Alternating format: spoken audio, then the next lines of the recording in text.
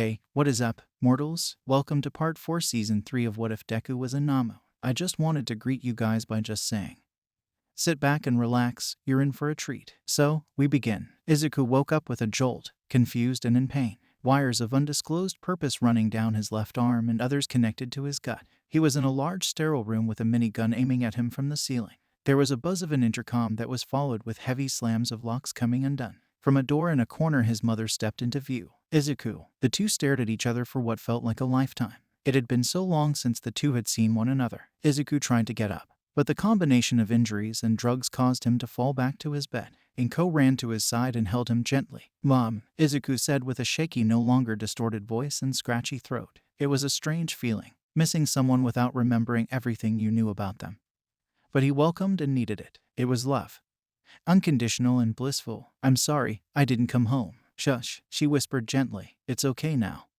Everything's gonna be okay." Inko promised her son as he cradled him in her arms. "What happened, Mom? Are the others okay?" Is All Might angry? "I let you down too. I'm a bad son." Deku cried with tears in his eyes. "They got the arm off, but some of its cells are still inside you." "That explains the normal voice." "How long was I out?" "You've been asleep for a month," Inko said, struggling to maintain her composure for so long. "Hey, a month? Are you sure?" She nodded as she clung to him tighter than ever. "There are some people who want to see you," she whispered gently. "Please come in." From the door, Bakugo stepped into view with a scowl on his face and tears in his eyes. He marched forward and delivered the lightest of right hooks to Deku's chin, which made no sound. "How ya feelin', loser?" "Tired, Kachin," he answered, sniffling. "I missed you too."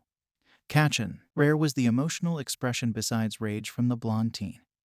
As far as the duo of mother and son knew, only in times of great distress or other unknown causes could anyone see a scowl fall from his face. When the bomber hugged Deku, the head of Green felt the tears of his former childhood friend trickle down his shoulder. Mustering the strength he could, he hugged Bakugo with remaining arm. "This never happened, you hear me? I'm not crying over you. Yeah, it'll be our secret." When Bakugo let go, his puffy cheeks told the story. And behind him were a sea of faces. The students of UAS Class 1A. Hi everyone," Izuku said with his head lowered. "It's good to see you all again." He lied. A part of Izuku was happy to see them all there. The only ones missing were Uraraka and Ida. The other part of him felt shame for the harm he felt he'd caused with his defeat at the hand of Stain. He couldn't be any further from the truth. "I didn't mean to cause all of this. I never wanted to worry anyone. I was supposed to be the one to make you all feel safe. But everyone here, all I did was hurt you." He spoke, refusing to make eye contact with any of them. "Midoriya, stop being a coward and face us," Shoto said with his heart on his sleeve. Izuku looked up slowly and was greeted with the sad faces of his friends. "For someone who sees the value in life, it strikes me as odd that you can't see the value in yours," Shoto said, on the verge of tears of his own. "We aren't angry you lost or care about what you've done. We're scared that we'd lost you to those villains who took you away from us. You're irreplaceable. And we love you, jerk." Shoto pointed towards Bakugo. "When he found out you were rescued, he cried for days. The four of us took turns waiting for you to wake up in shifts with your mom." "The four?" "Yes, myself, Bakugo, and the other two hiding in the hallway. We'll let them take turns now. Then after that I can catch you up on what you missed." Shoto stepped to the side and some of the others left the already cramped room and stepped Ida, dragging his feet until he stood at the end of Izuku's bed. "Midoriya," Ida said with a voice laced with remorse. "Ida," Izuku responded with trace amounts of heartache in his voice. "It wasn't your fault," Izuku said, breaking the silence and causing a gasp to erupt from the throat of his friend. "Midoriya, Stop, Ida," Deku said, pushing against his friend's words. "I know what you felt that day, Ida," Izuku started. "When I was fighting that villain, all I could think about was killing him. And if I had the chance, I would have done it if I could move after my last attack. I wanted to do it because he hurt someone I loved deeply and I couldn't take it. You're not a killer, Ida. You were just angry. I'm not mad at you and I never blamed you. If I had mastered my quirk earlier or my phone hadn't slipped out of my pocket, we probably wouldn't be here. You're still my friend, the second I've ever had. So please don't apologize." "But your arm and it was Stain. He cut off my arm, not you. You saved my life. Midoriya, you can't just let this go. Because of me you've lost so much, Ida.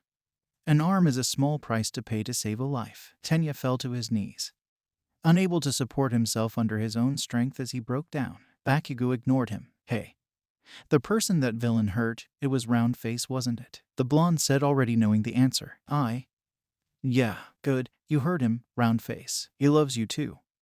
So you can stop feeling bad about kissing him without asking. An eep was heard from the hallway before she stepped in, leaning on her mother's shoulder.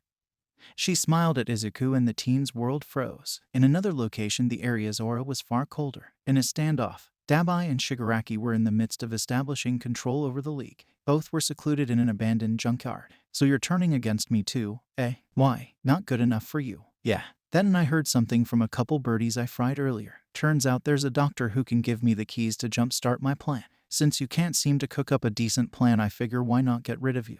Dabai said as nonchalant as usual. Turns out your boss was holding out on you, waiting for you to grow up before he made you king. That loser 9 was the prototype for the power you're supposed to get, but I want it. I can make better use of it than you ever could. And you think killing me will make you a fitting replacement? I believe it would. The voice of Yujiko said. His voice came from a speaker in an unknown location. The sound seemed to come from all directions. Time is short, Shigaraki. And I can no longer give you a spare moment's time. You see, with so many after me, I must ensure that the very best receives all that I have to offer. The doctor explained, upsetting Shigaraki and causing Dabai to smirk. You're improving in so many ways. I have no doubt if there was more time, you'd be the master I dreamt of. Yet, time is something I can no longer procure for you. The man before you is the only amongst your associates that I could accept in your absence. His story is quite complex, and it was due in part to our master setting up this little trial. It's do or die, Shigaraki. Win and be gifted with the power you've been groomed for, or die. Shigaraki glared at the man across from, understanding the situation he found himself in. Fine, but when this is all over, I'm killing you, doctor, somehow. Someway, both Dabai and Shigaraki felt the madman's smile. I wouldn't have it any other way. My hopeful future master. Without warning, Dabai shot a torrent of fire large enough to engulf Shigaraki. Reacting quickly, Tamura dodged to the side but was scorched on his right leg. Shigaraki slammed both hands on the ground, sending a wave of decay at his former comrade. Dabai took off, shooting to blast from the soles of his feet, taking off like a rocket into the air and throwing fireballs at Shigaraki. The decay villain ran for his life, dipping and dodging attack after attack, seemingly complacent to those around him. Shigaraki was a studious learner, gaining knowledge from every interaction and observation, so knowing that even if he couldn't touch his rival, time would defeat him for the future king. Dabai had other plans. Sorry, not gonna let you run out the clock. Dabai brought his fist together, which bled as he clenched them before he shot them out to his sides. Flashfire fist, hell curtain. Tamura's eyes lit up in fear.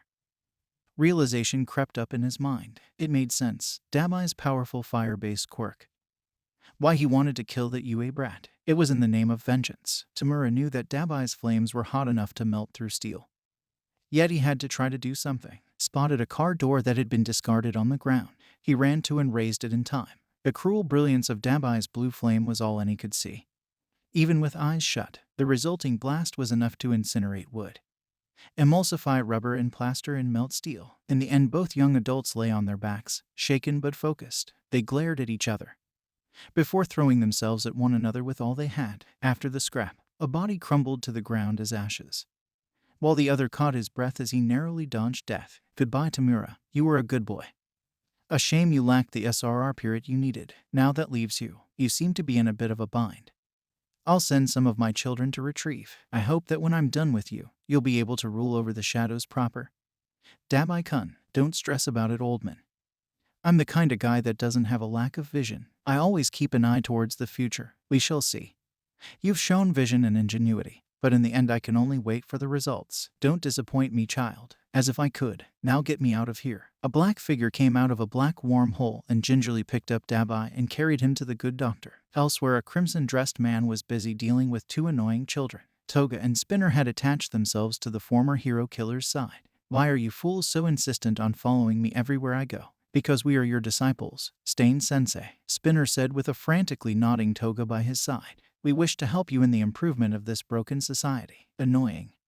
I'm a fraud, you fool. I crippled All Might's kid, robbing the world of its second symbol of peace. If it weren't for me, the world would have a guaranteed second wind. And it wasn't my first failure. So that means you give up and turn yourself in. Because of those mistakes, don't you owe it to the world to make up for them? Stain reached for the Bowie knife strapped to his hip. You're treading on thin ice, kid. No, this isn't right. The world still needs someone to stand up to societal corruptions in hero society. Stain-eyed Spinner, taken not just his appearance but his words. You were the one who wanted to return the kid. Why? Because he was innocent. Those who are innocent should be protected. Staying closed his eyes in silent contemplation. Then your judgment is sound, until the day All Might takes me down. I will train you both to be better replacements for me. Now come with me. There's a lot you both need to learn. Outro. Thank you all for indulging yourselves in the story thus far. I hope you enjoyed it. Now, there are a few more things that I'd like to go over before the video ends. Firstly, we've got a second channel called Anime Deep Dive. Anime Deep Dive goes deep into the facts and lore of a wide variety of anime. It's sure to expand your weeb knowledge for all kinds of series guaranteed. On top of that, we have a third channel called We The Celestials Naruto What Ifs. It's what we do on this channel already, but in the vast world and lore of Naruto. Go check it out if you're in the mood for some jutsu action. Secondly, on behalf of We The Celestials, I'd like to thank everyone involved in the production of today's awesome content. Their details will be in the description below. Lastly, if you're interested in what we do here at We The Celestials, then I would like to extend out an invitation to join the team. The only caveat being we only accept members 16 years and up to join our crew. You can sign up for whichever category fulfills your interests by joining the recruitment Discord using the link in the description below. Our Discord is an all-around fantastic place to be. Whether you're a fan or looking to join our band of misfits, we're always looking for members to join us. Well, that's it from us for today's video. So, thank you all for watching, and have a great day.